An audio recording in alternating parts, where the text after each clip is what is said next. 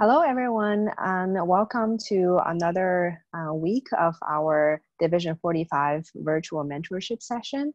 And today we have the honor to invite Dr. Nellie Tran to be our mentor, and we will be talking about the topic on navigating microaggressions as psychologists with marginalized identities. So first of all, I will provide a brief introduction about Dr. Tran and myself, and we'll jump into the topic. Nellie Tran is an assistant professor at San Diego State University with the community-based Block Multicultural Community Counseling Program, serves as the Director of Research and Development for the SDSU Center for Human Community Counseling and Engagement, and the Vice President for the Asian American Psychological Association. She is a community psychologist who works with communities and agencies to create systems-level changes that reduce the impact of subtle forms of discrimination, such as microaggressions on people of color and women.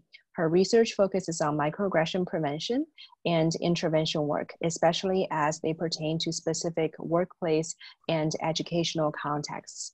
Her work has led to programming and assessment work to reduce hostile workplaces and educational contexts for students for color in K-12 classrooms, women faculty in the science, technology, engineering, and mathematics disciplines, and communities of color, especially those who are immigrants and refugees.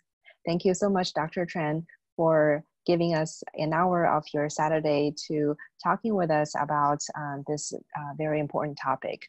And a little bit about myself. My name is Yue Li. I am a fourth-year doctoral candidate at Indiana University in counseling psychology. And welcome, Dr. Tran. Thank you for having me. Sure. To start with our topic, I guess the first general question is, could you walk us through your journey as a psychologist focused on community work, and how have you navigated your way through our profession? Sure. Let me go all the way back because I think it's relevant to my story. So I am the daughter of Vietnamese refugees, resettled here in San Diego, California. So my family, we grew up in a pretty mixed income family. We've been through all the different categories of family income. My parents really wanted me to be very Americanized. They really wanted me to be successful here in the US. They had given up a life in Vietnam. And so I really spent a lot of my early childhood trying to figure out how to get this American dream. I failed the second grade. So then my parents, we moved so that I wouldn't have to repeat the second grade. So that's kind of an indicator of how important this journey has been for them. Right. I really did everything I could to get into college. I was pretty, stereotypically Asian American at that point. Mm-hmm. The schools that I went to, I ended up in the suburbs of San Diego, where, I did everything I was supposed to do to get into college. I was going to be a doctor or a lawyer. And so when I graduated, in my last senior year of high school, and I didn't get into college. So I ended up being able to go to the college of my choice, as everyone thought that I would be able to. Mm-hmm. So I went to community college, and that was actually my greatest blessing. That's where I had discovered psychology. It's where I became really interested in human behavior, and really ultimately at that time I was interested in how people ended up having the lives that they had later on. So I transferred to UCLA, where I discovered women's studies. Mm-hmm. I honestly, at that point in my life, thought that, this class should be easy. I'm a woman, and, I should know how to do everything in this class. And I didn't understand that there was, a social justice world out there. So I did all of my homework as I do, and got really angry. So it was the first time that, the curtains were unveiled for me, and I saw all of these injustices that were around me. I learned about racism and sexism, and it really, that was the start of my journey. It was the start of me seeing my life that I had led up until that point in a very different light. Right. It led me to want to do more social justice work. I began doing more activism work, more grassroots work. And I really started to try to understand what I could do to create social change. I ended up in community psychology at the University of Illinois in Chicago, where I was working with a researcher. My advisor was working on refugees and education. Okay. And so that was kind of what my graduate education was about. And that's when, you know, microaggressions, when Daryl Wing-Sue put out kind of the first major pieces of microaggression work that kind of reinvigorated the concept, since, you know, that was originally created in the 70s. And I really got attracted to the concept. It explained a lot for me, right? So microaggressions being this subtle thing that sometimes seems like a compliment, but really makes you feel like something is wrong with you. Right. I was really enamored by this concept. It seemed to explain all of my, all of the experiences that I had, especially in graduate school. I didn't have a name for it. And so I really wanted to do more work on this topic. And I had a lot of difficulties. My advisor didn't, at the time, she didn't believe in the concept. We got into a lot of arguments around whether the examples of microaggressions were truly aggressive. You know, so I had a difficult time. There came a time when I really had to decide if I was going to finish graduate school. You know, I went to a lot of different people that I trusted in the university. I changed my dissertation and I got through. And then I decided, you know, I mean, the best thing is if you finish graduate school and you can get, you know, an assistant professorship somewhere, you can do any project you want. So, so I tried to do the microaggression study that I really wanted to do.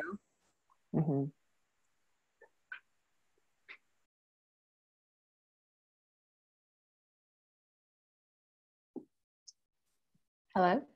Oh, sorry. Yeah, you're back. So, yeah, you said you get to do the microaggression research that you really wanted to do.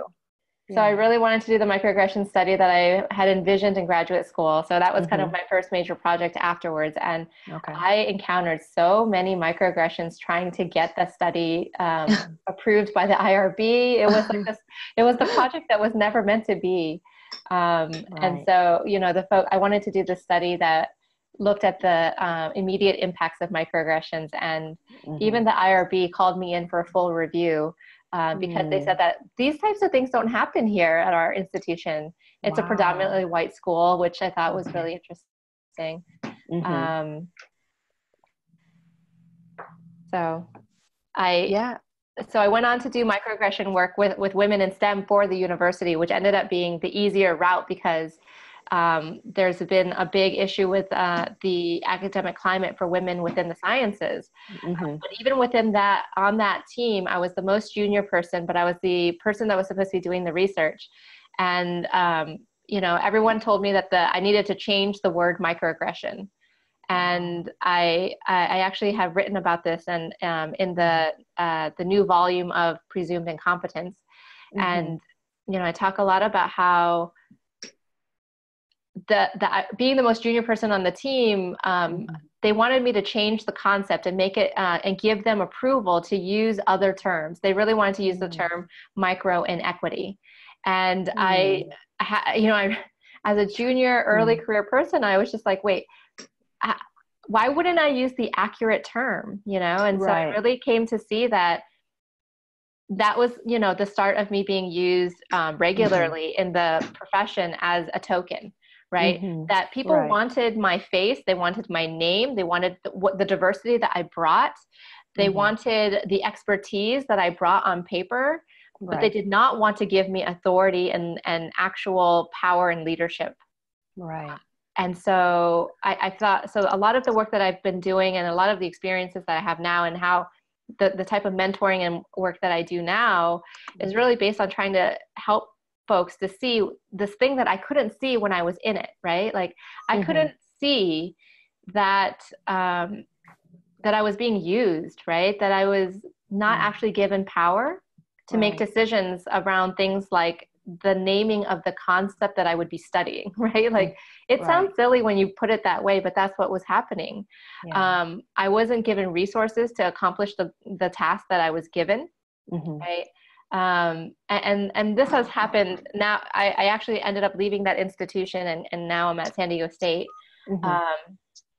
I'm one of, there are 4 Asian American faculty in my college. So that should, I was one of 2 when I first arrived, so it's gotten better, but we're not seen as a minority group. And so it's a really interesting thing to be in Southern California and to both be surrounded in a community of where there are lots of Asians, but also not have that many Asians on campus. And especially not within faculty and higher administration. So that's kind of how I got to where I am today. I've become really involved with the Asian American Psych Association, where I really found my home. I've really been able to find my support systems there. And then, of course, in psychology, it's easier to talk about these concepts because they're at least concepts that come from our profession. Right. Yeah. Thank you so much for sharing your journey. And there's a lot of, I've had a lot of reactions as you walk your way through your journey. And it seems like there are a lot of unexpected turns and changes in your journey.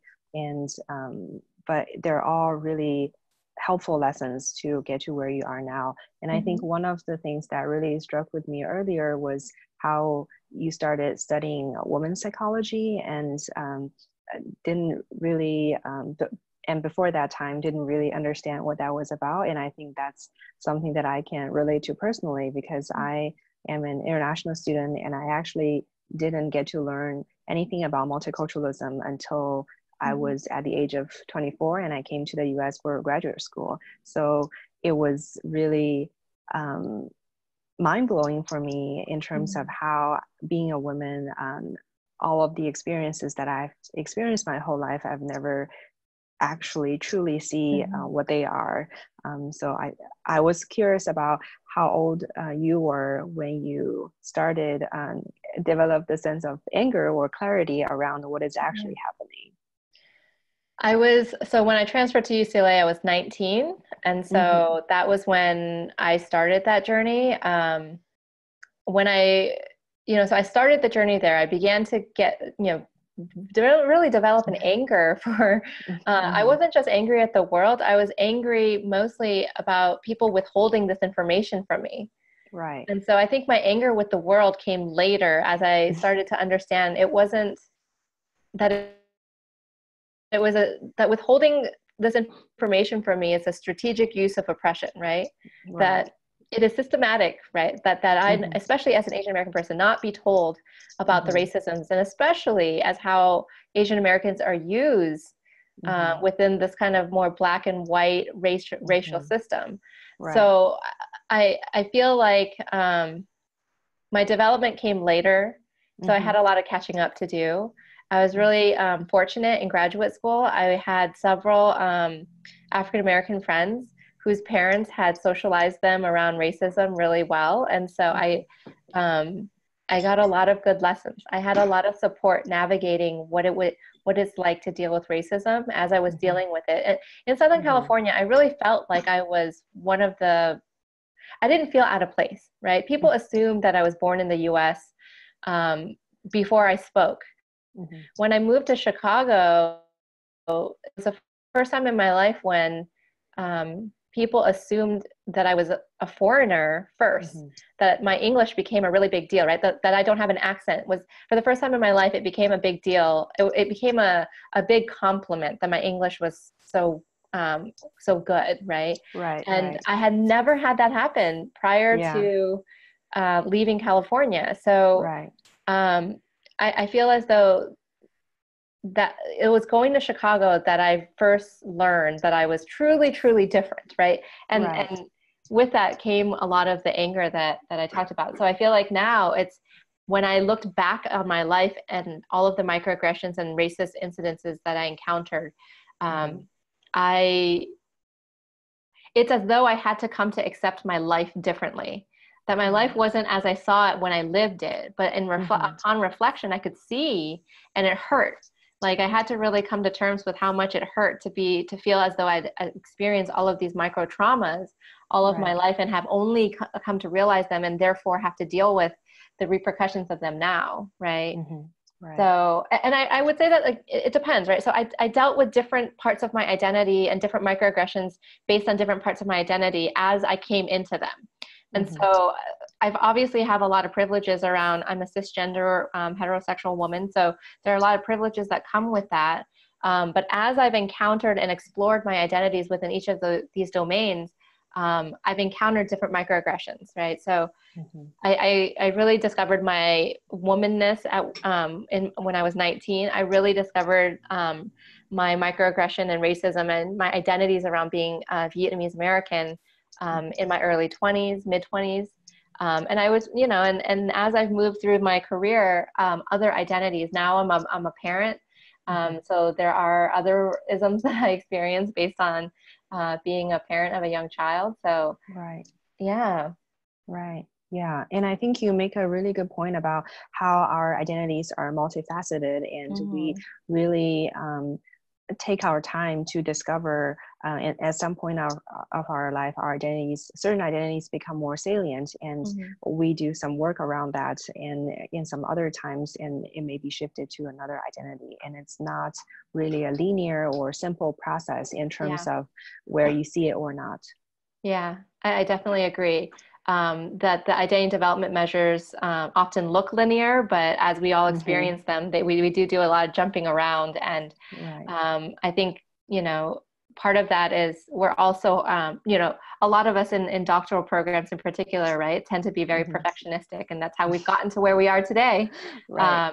But learning to be gentle with ourselves as we go through these processes, right? And now, even though in numeric age, as I'm older, I still often feel like, why am I still dealing with the same kind of identity issues, right? But the world still treats me the same. The world, I still encounter the same microaggressions, the same racisms on a regular basis. And even worse, despite my age getting older, I don't look older. So there's also this very Asian American young woman thing that I deal with, right? So, so some things change and others don't. And so I have to learn to be really gentle with myself as I'm navigating my own identity development and redevelopment and re-exploration, I think. Right. Yeah, thank you for sharing. And I feel like that speaks to a lot of marginalized individuals' experiences in terms of having to become aware of how the world is treating them, and become accepting, and become more savvy with developing ways to cope with it, and ways to fight back, or sometimes just pick your battle and accept things as what it is.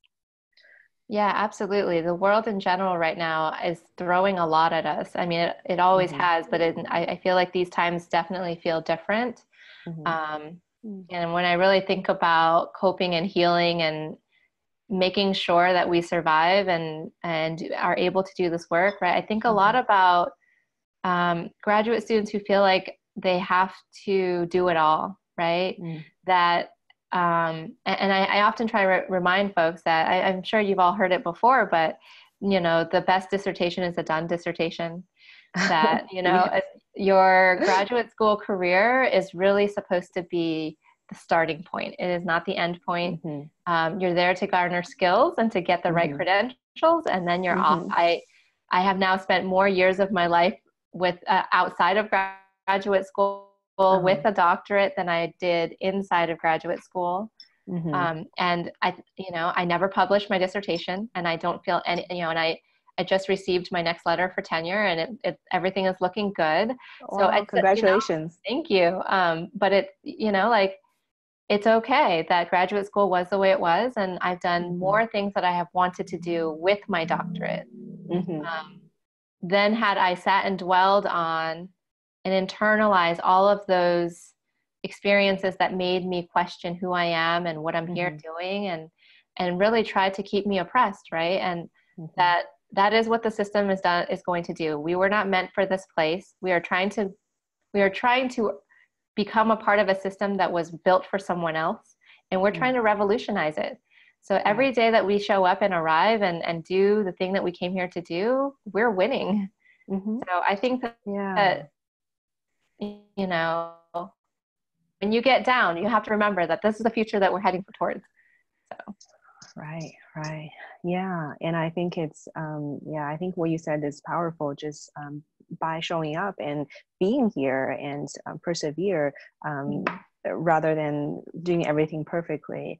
Just by existing, we are already showing a level of courage to combat what's going on in the world.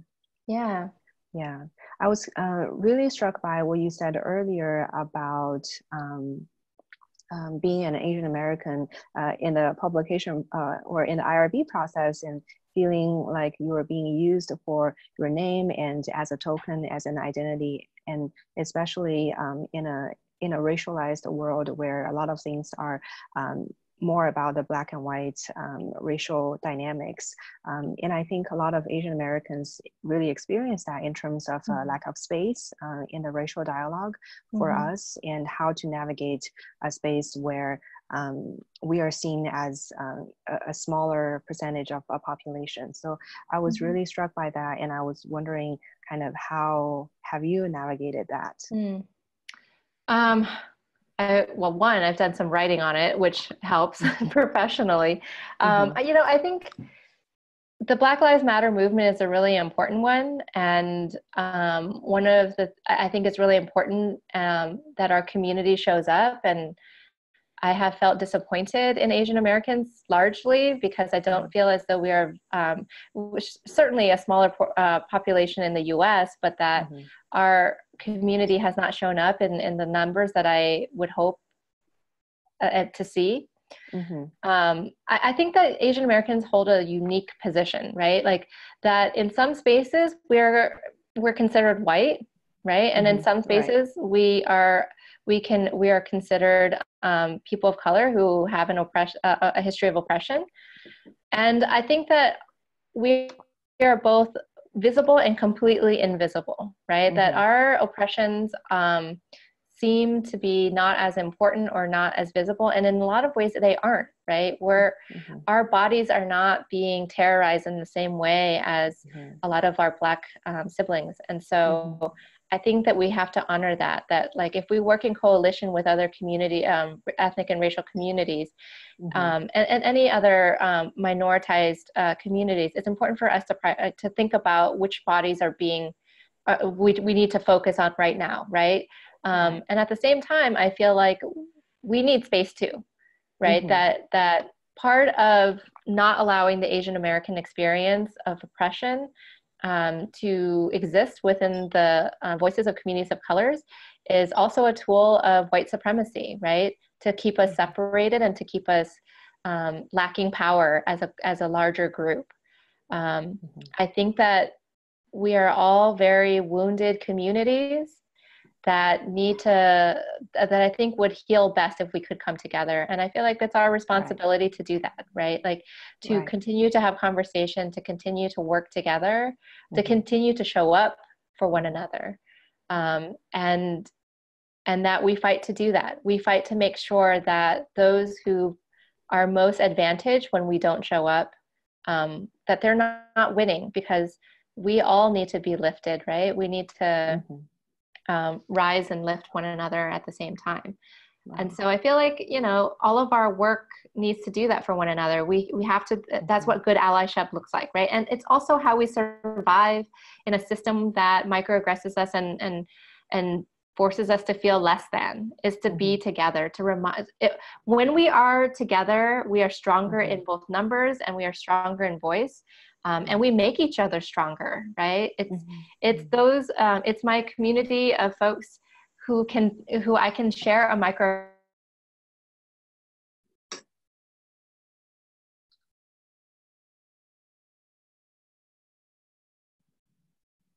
transphobic, world.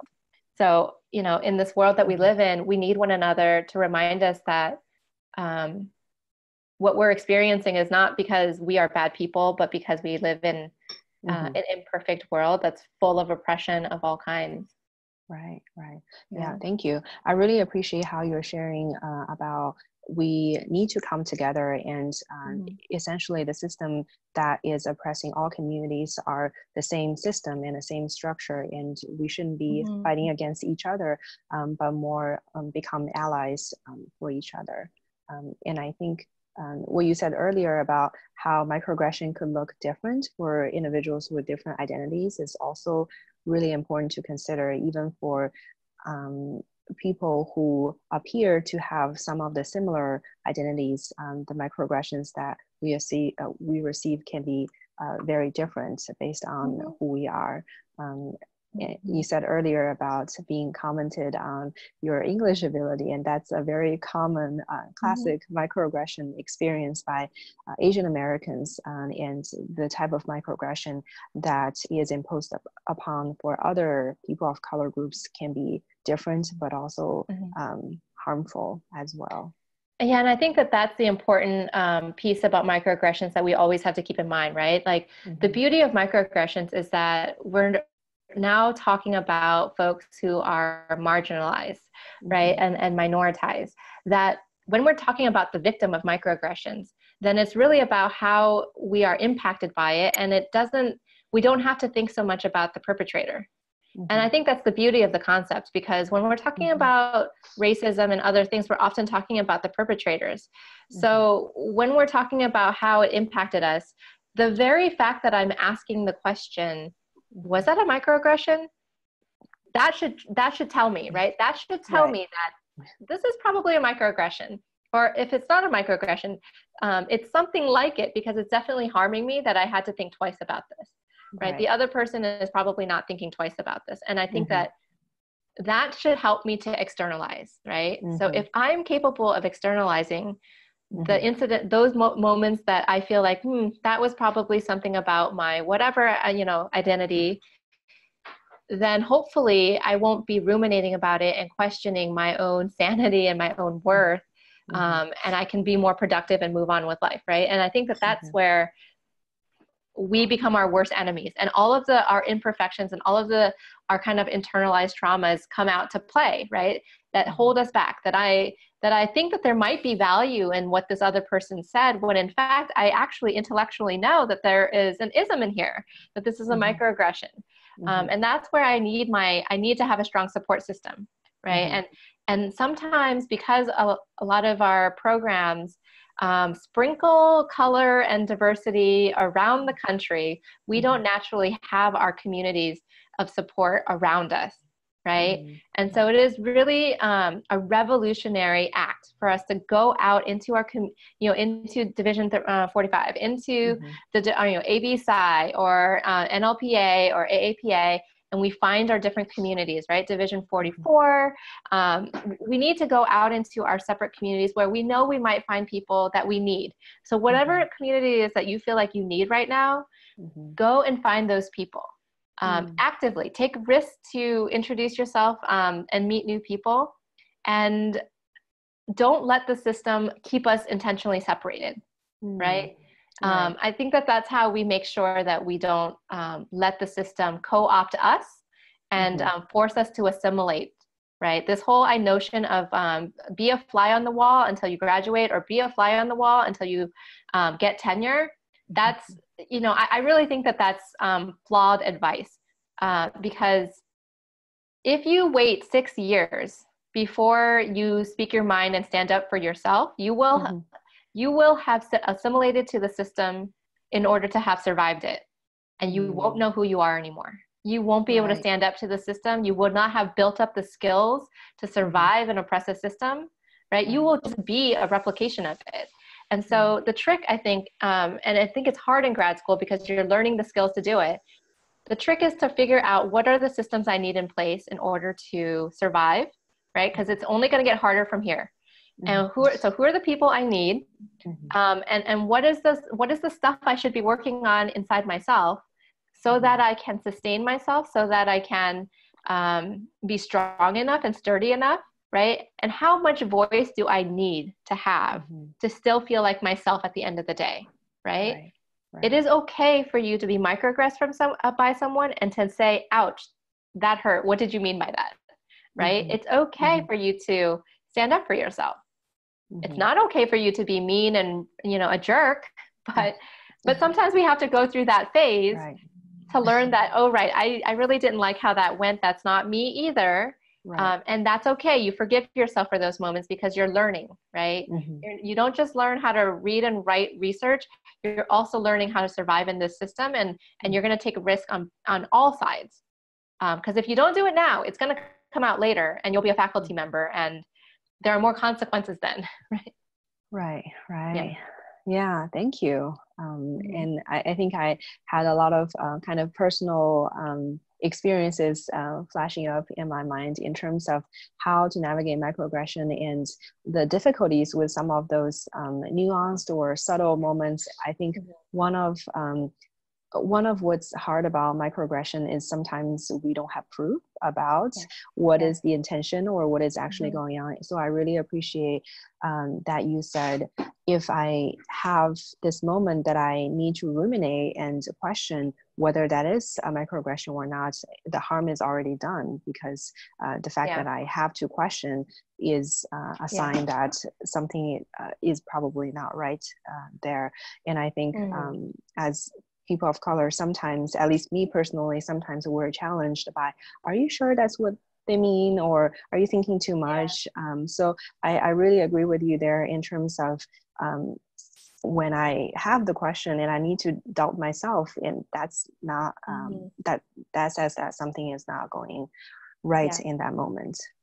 Well, and the people, so if you had turned to people and asked them if that was a microaggression, and they told you that you were thinking too much, or that basically they're telling you that you're being too sensitive and stop making everything about whatever identity you're asking about. And that too is a microaggression. And so now, instead of just coping with one microaggression, you've incurred more, right? So I think that's where I think it's really important for us to find our community, right? To have at least one other person. You need at least one other person. Because it's always easier, right? It's always easier to see someone else's incident and go, that was microaggression, than it is to see our own, because it is true, right? We're not perfect people. So even though we all have stuff we should be working on, right?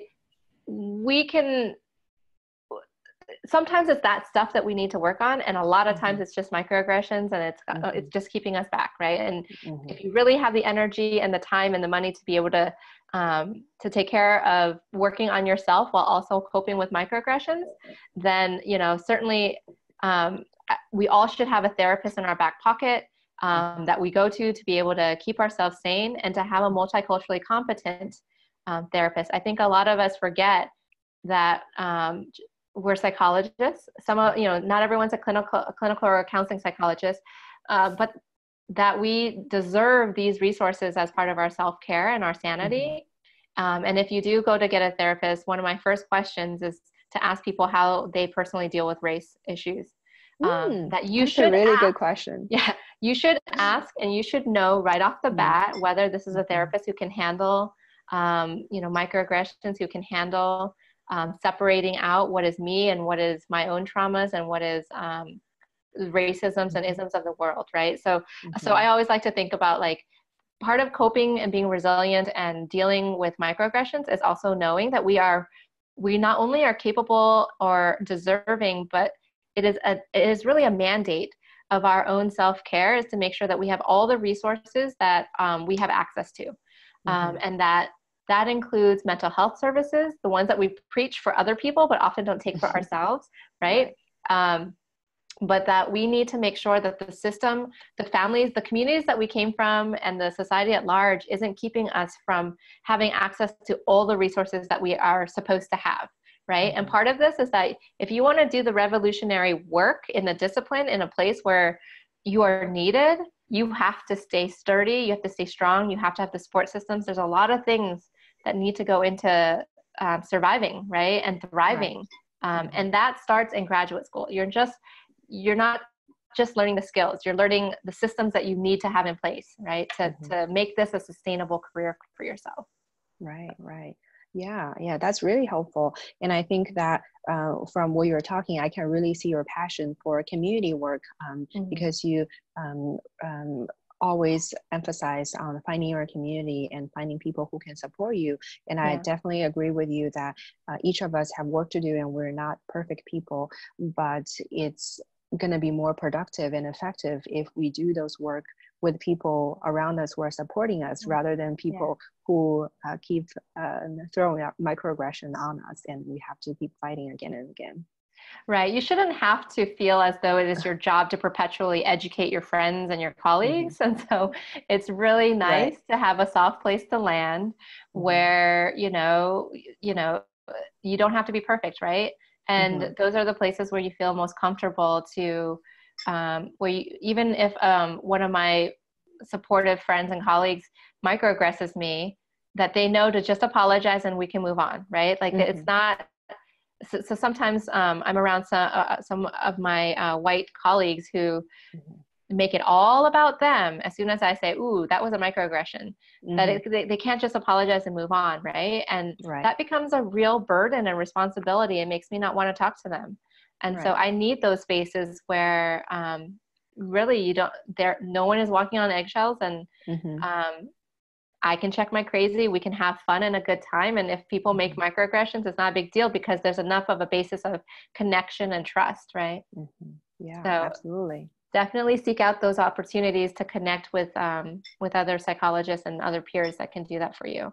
Yeah, thank you. Absolutely. Yeah. And I really like your question that you had about finding a good multiculturally competent therapist. And I'm actually seeing a counselor, so I'm going to ask her next week and see how she responds. I am very curious about the answer. So I really appreciate that. We forget sometimes that you need to turn into the client, and you can ask for what you need to know to feel more comfortable. And you're the one that's paying in some way for the services. And so just as we train folks to be open with their clients and to be client-centered, right? The same needs to be true when we sit in the client's chair. That we should feel comfortable to ask the risky questions. Yeah, so absolutely. We should know the answers to our risky questions and not have to wonder if my therapist is on my side, right? Because we know that therapeutic alliance is important. And so I don't want to be the one that is preventing myself from having an alliance with my therapist, right? So, so that's our responsibility. There are some things that are part of our responsibility, and waiting to hear or waiting for evidence is only going to make for a lot of lost time. Right. Absolutely. Thank you. Yeah. And I think one thing that I also wanted to ask you about in terms of what's so difficult about microaggression is specifically when we're in a position of a less powered position. And as a graduate student and trainee, I've had plenty of faculty advisors, supervisors, where I was in a position that I potentially was or actually received a microaggression. And those in those situations where there's power dynamics, it's especially hard for the less power to find the courage and to find the ways to advocate for themselves, or simply just to call out it as what it is. So I know that there's no right answer to this question, but I was curious about if you have any suggestions for students who have been or will end up in similar situations, and how to challenge their superior. Yeah, so this is always such a tough question, because I do feel as though I am somewhat biased because I've chosen to deal with my own incidences in graduate school and in my career in a particular way that has been effective for me, and it may not be the case for everyone. What I have always tried to think about is that you need to think about how much of your soul are you losing by not standing up for yourself in these moments, right? And that if you really can't look at yourself in the mirror at the end of the day, this is a big problem, right? So how bad is it? It's not to say that you're being overly sensitive, but rather to weigh the pros and cons, just as we would weigh the pros and cons of any career choice. I like to think of it as what are some of the potential costs of standing up for myself? And is there a way for me to be able to both stand up for myself and to preserve the relationships that I need to preserve, or, how much, and sometimes I think we put our advisors and our mentors on a pedestal, and to really think about is it true? Are they my only access point to the profession or the career, right? At what point do I do I switch mentors or advisors? I think these are all legitimate questions. And where we get trapped is thinking that we don't have any agency. We don't have any choice. And I think that's where you explore, right? So if you were really dealing with a lot of intense microaggression, my suspicion would be that at some point it's not just microaggressions. It's probably more overt than that, right? And if that's the case, documenting it for yourself helps to save your sanity. Having other peers that you're talking to also kind of track how much is going on. At one point, I had some of my graduate peers pull me aside and told me that they felt like they were seeing all the signs that I was going to get kicked out of grad school or pushed out. And wow. I think that for me was a wake-up call, right? That like if I wanted to finish this degree, I was going to need to make some strategic choices. And I had to seek out mentors at the time to learn what was important. And my mentors at that time told me that they felt like it was more important for me to hunker down and do the work because I was too close to graduating, and that they really felt like I would be more useful and happier if I got the degree and didn't fight within graduate school. So for me, that choice, I feel like, was to say that what I was dealing with then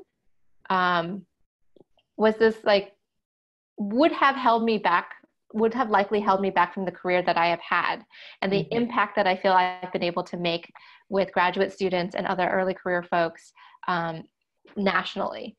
So it is not, and what I've come to understand is that it is not my job to fix my advisor. It is not my job to fix my supervisors or my graduate school programs.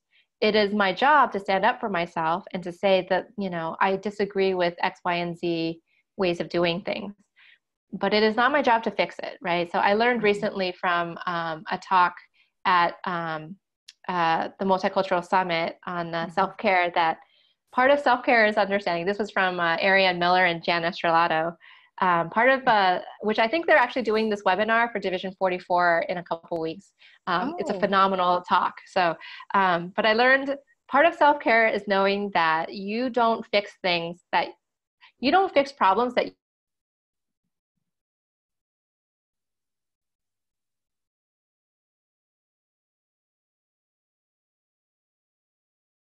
sense.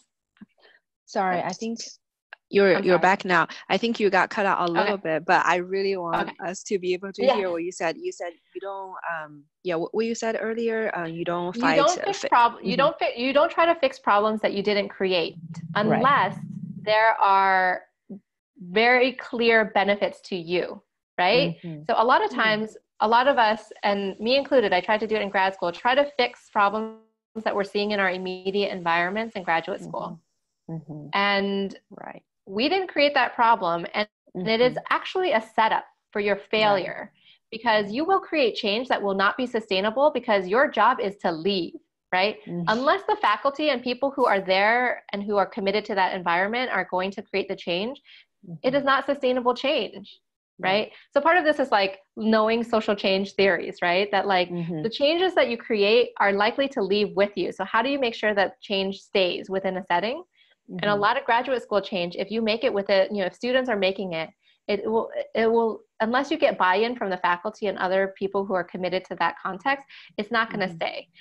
So what's more beneficial then is for you to become a faculty member, and then create, so get some power and then change the settings, right? And the same will be true once you're an assistant professor, right? There's only so much that you can change. Right. And then you move up a rank and then you make sure to not replicate the injustices and the oppressions that you experience. So in order for you to do that, you have to maintain and hold on to who you have been.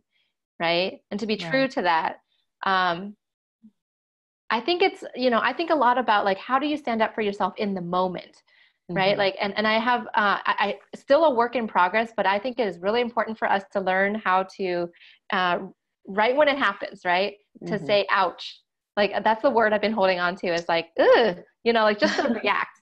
That I think, I like that. Right? Like just to, because I think that for me, and I think a lot of us have, I often am told I have this very intimidating face, and so people can't read me.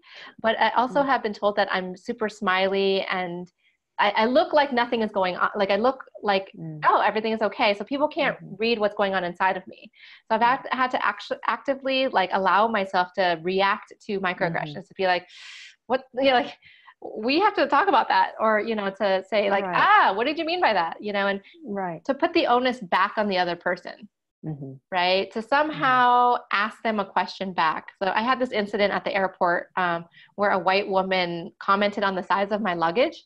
And I really, really was like, I got like embarrassed, and then it dawned on me that like, why is she saying this to me? And I was just like, are you afraid there's not enough room for your stuff? And she was like, oh, no. I didn't mean it that way. And she all of a sudden changed her tone, right? Because I had asked her, what are you afraid of? It's the only, I say this like it's easy, but it's like one of the only times I've actually been able to do it. Like it was happening slow enough for me to catch myself. So I know it's not an easy ask, but I feel like if I could find a way to stand up for myself in the moment, it'll be easier. Right. And then the bigger change will come.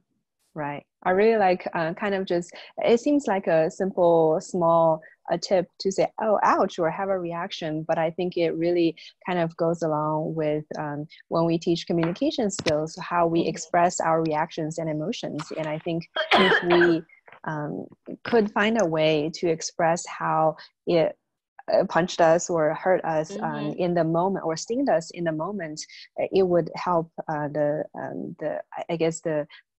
aggressor or the other person understand, have more empathy in terms of, oh, this is how your words is affecting me. And then I really like that. Perhaps the other person is left to explain why they said it, and you aren't left with having to explain why you felt it. Right. And perhaps, and I think that's also where our gentleness with ourselves and our acceptance of who we are in that moment is important, right? Like, if I don't know why I'm hurt, but I just, I'm just kind of like, ooh, that didn't feel right. And they're just like, well, I don't understand why. It's like, well, it just didn't. So I'm not going to, you can go talk about that with your folks, and I'm going to go handle myself. Like, I think we have to remember that we do not have to educate every single person that microaggresses us, right? It is not our responsibility. We did not create their microaggressive ways, and it is not our responsibility to fix it. I can choose to fix it, right? I can choose to educate when I want to. I do not need to do it 100% of the time. You won't be able to sustain yourself if you do. I'm much more likely to do it with people who are close to me, who I really care about, versus with, strangers in the supermarket. Then again, as soon as I said that, I was like, well, sometimes I like to be, the supermarket might be easier because I don't have to deal with the repercussions. But that's my choice. And we are victims in this society by definition, right? If you hold a minoritized identity, you are a victim. And so by virtue of being a victim, you are traumatized and re-traumatized and victimized on a regular basis. And it's important for us to remember that is taking a toll on us, and we have to take care of ourselves. Right. Whatever that means. If it means walking away, if it means educating them, like, that's what we need to do, but to really make ourselves a priority. Yeah, absolutely. Thank you for sharing. Yeah. And I think our students will really feel validated and empowered by what you have shared in terms of how prevalent microaggression is and how difficult it is to navigate those situations. And each situation might be different. And it's okay to not fight every battle, but it's important to prioritize what we need and what would be the best for us. Yeah. And so I'll say one more thing, which is that because, in service of us being community oriented and really being about coalition building, we also have to remember that we all hold different identities, right? So just as much as I hold marginalized identities, I also hold very privileged identities. And just as I can receive microaggressions, I can also microaggress others. And that no one is immune to microaggressing others. And just as I would like others to accept and apologize when they microaggress me, I need to learn and be sturdy enough and strong enough to do the same thing. that I need to be okay with being an imperfect person who microaggresses others, that I am modeling how I want to be treated by also apologizing, right? And that too needs to be okay, and to not dwell on it and make it all about me, right? Right. And I think that can be really difficult to do and to own when we haven't had enough of our own experiences validated. So if I haven't been validated for the pain that I have suffered, it will be more difficult for me to hold other people's pain. And yet it is my responsibility to do so. If I want to be in community with others and I want to build connections, then I need to be able to do that in order for us to really heal together as a community and to, to fight against the oppressions and the white supremacy that we're all under. Right. And I think that's such an important point, especially for us as professionals or future professionals, in terms of recognizing the oppressive experiences that we have experienced and being vocal about that, but at the same time being able to take our own responsibility for our own growth and understanding that we have growth to make as well. And I know that we are a little short on time, but I have two questions that I'm really interested in asking you, but I want to be mindful about your time, and so if it's okay. Okay. So one question related to microaggression is something that I learned recently that got me thinking, and I'm very curious about your perspective on this since you do a lot of research on microaggression. So I heard from, it was a seminar that I went to, and it was hosted by I think professionals in gender studies, and they were talking about microaggression, and they brought up a viewpoint that the term microaggression is still a phrase from the perpetrators or the aggressors' perspective in terms of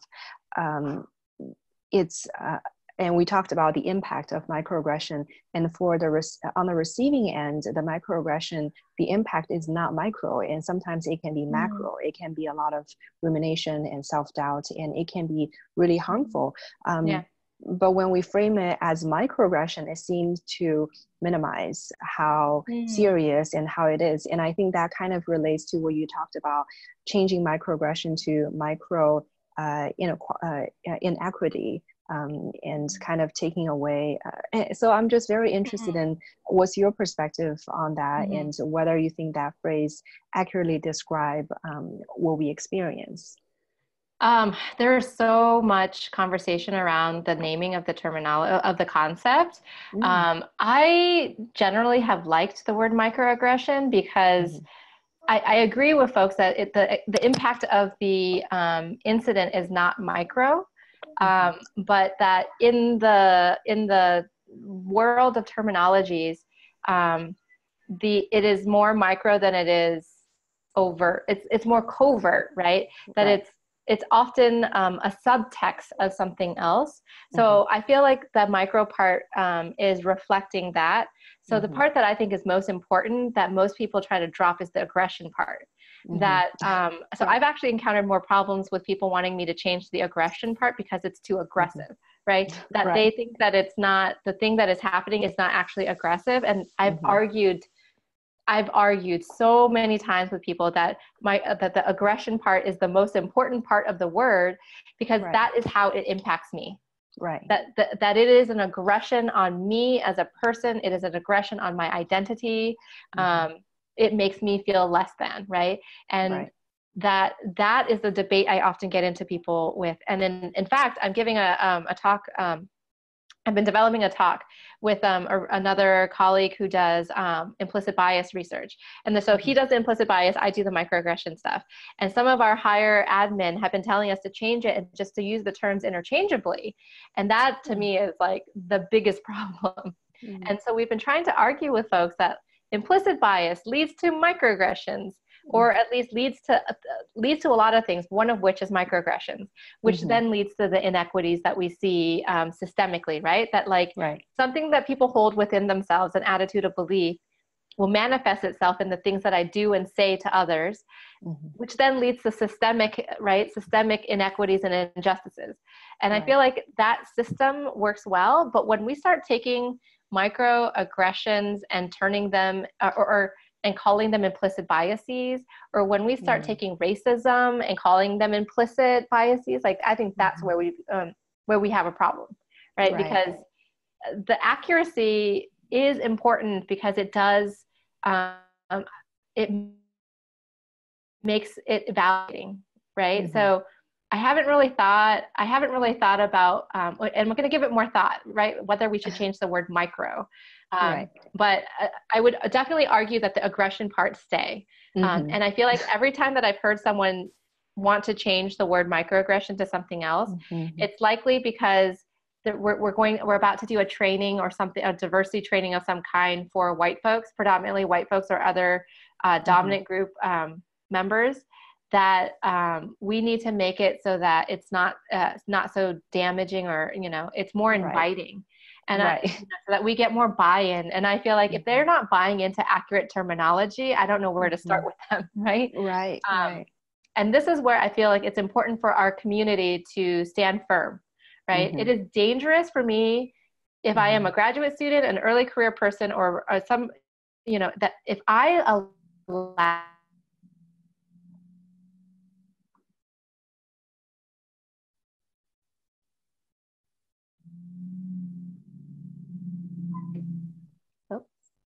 sorry. I think you cut out. If I allow dominant group members to request of me, and that I allow them to use my face, my name, my reputation, my scholarship to soften the language, to create an inaccurate term, to somehow present it that I am being used, right?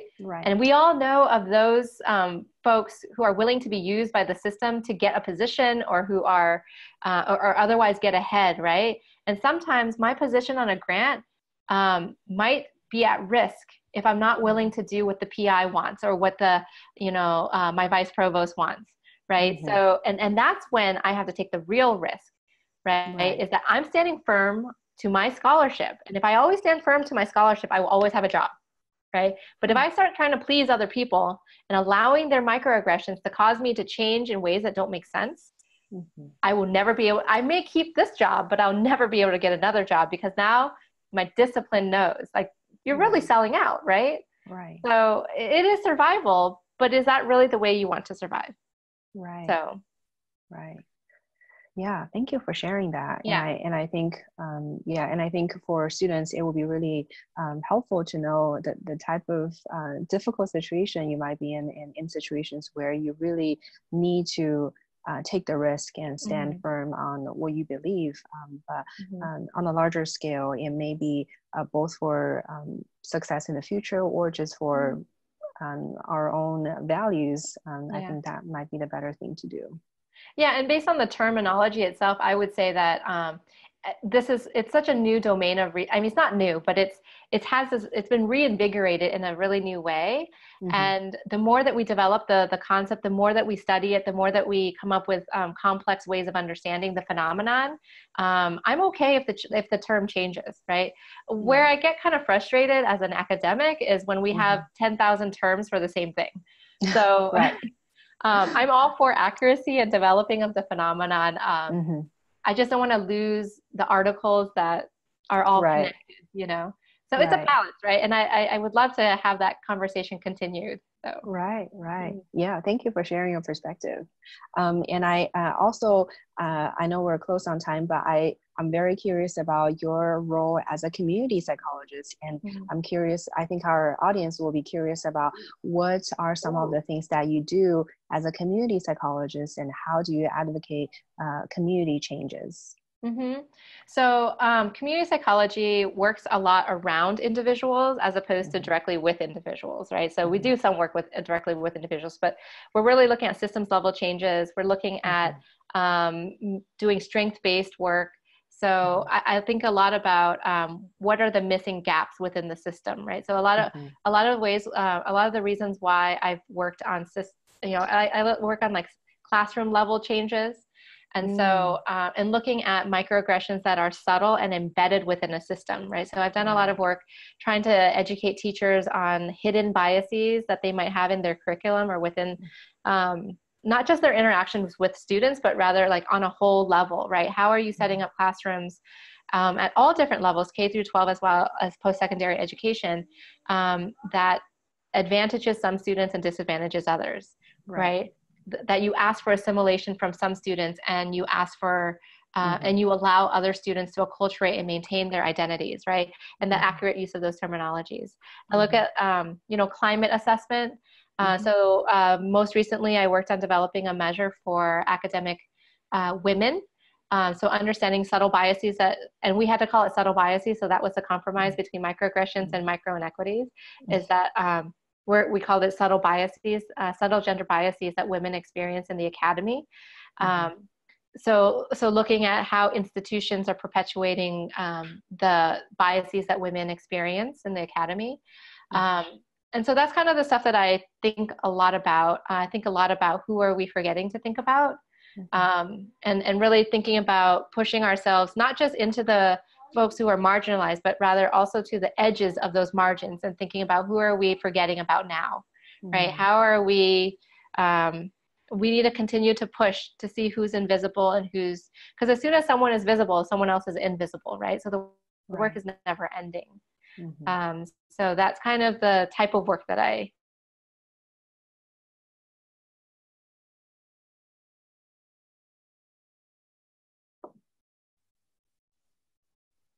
Nope.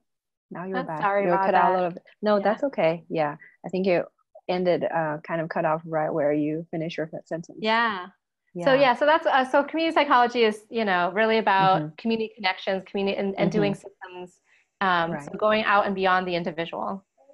Yeah, that sounds really important. And and I feel like as a counseling psychology student, we do a lot of work around individuals, but the work in the community is also extremely important, especially from a young age and at the school system. Absolutely. And actually, so I train counseling students now at the master's level, and really it is helping them to think about how systems, right? So how are different mental health systems connected, and how are we both creating redundant systems, but also what does advocacy look like when you are the counselor, right? What are the boundaries and ethics around what you can and cannot advocate for? What does empowerment look like? Is empowerment the right way to do it? Can you empower someone when you're the person taking money from someone? Like, you know, thinking a lot about these issues, and also around, you know, working a lot in San Diego now with the border community, and folks who are asylum seekers. So what are the ethics around like donating services, right? Like, can you do free therapy, right? Is that, and so really trying to think about whether our policies and our systems are set up to support those who are most in need, and how can our professions support folks who are, you know, being systematically excluded and systematically oppressed in the system, who are most in need, right? Wow. So many things that we could be talking about. I feel like we just keep digging, and it seems like so many more interesting topics come up. So we're almost at time, so I just want to wrap it up here, but we can certainly continue the conversation if you would like to in the future, and I'm sure we'll have more opportunities to do that as well. Absolutely. Yeah, and I just wanted to tell our audience that how our virtual mentorship works is that at least three students will have the opportunity to connect with each of our mentor. So if you are interested in connecting with Dr. Tran, feel free to email us at our mentorship Gmail account, and we will be setting up those communications between students and our mentors. And thank you, Dr. Tran, for volunteering your time, not only this hour, but also continuing mentorship for students of color, students in Division 45, and all students, specifically those who hold marginalized identities. We really appreciate that. Thank you for holding the series and having me on. Yeah, of course.